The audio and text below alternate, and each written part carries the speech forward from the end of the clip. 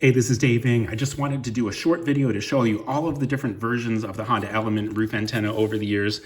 Starting in 2003 and 2004, all of the versions of the Element used this antenna.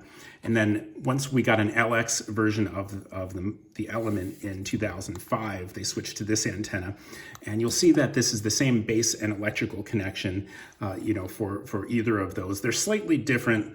This one stands a little, say, taller than the one, but you can use them on all model years. And a quick note is that if you have access to a junkyard, this antenna can be found on the 2003 and 2004 Acura MDXs.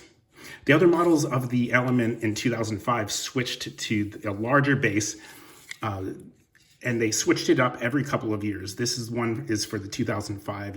You see the electrical plugs like that. There's a version for 2005 to 2006, 2007 to 2008, as well as 2009 through 2011. So I hope that helps. I'll have links to eBay in the description, as well as all of the OEM part numbers, so you can go and find these.